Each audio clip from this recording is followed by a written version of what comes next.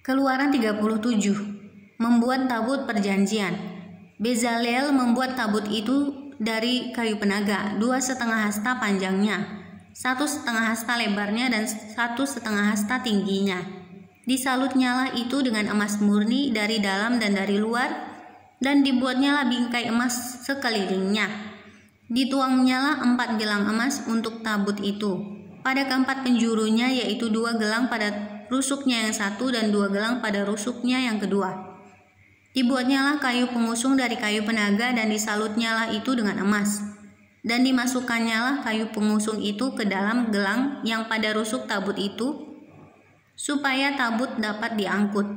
Dibuatnyalah tutup pendamaian dari emas murni, 2,5 hasta panjangnya dan 1,5 hasta lebarnya.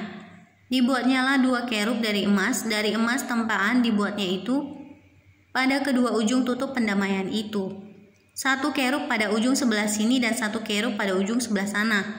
Seiras dengan tutup pendamaian itu dibuatnya kerub itu pada kedua ujungnya. Kerub-kerub itu mengembangkan kedua sayapnya ke atas. Sayap-sayapnya menudungi tutup pendamaian itu, dan mukanya menghadap kepada masing-masing. Kepada tutup pendamaian itulah menghadap muka kerub-kerub itu. Membuat meja roti sajian.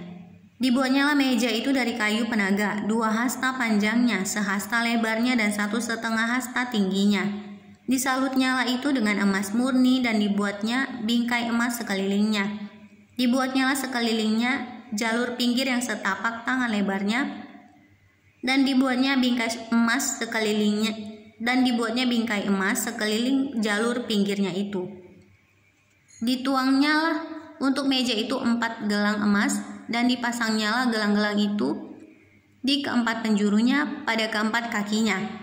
Dekat ke jalur pinggirnya lah gelang itu, yakni tempat memasukkan kayu pengusung supaya meja itu dapat diangkut.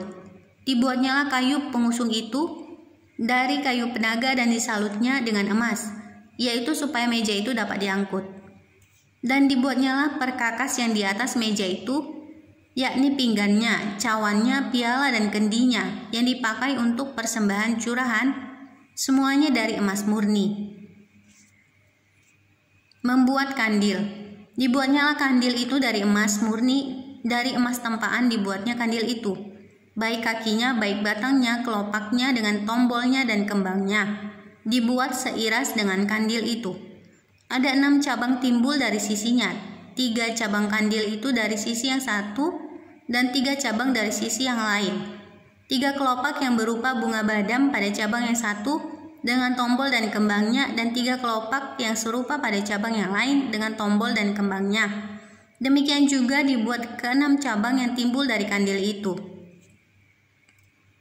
Pada kandil itu sendiri ada 4 kelopak berupa bunga badam dengan tombolnya dan kembangnya. Juga ada 1 tombol di bawah sepasang cabang yang pertama yang timbul dari kandil itu, dan 1 tombol di bawah yang kedua, dan 1 tombol di bawah yang ketiga.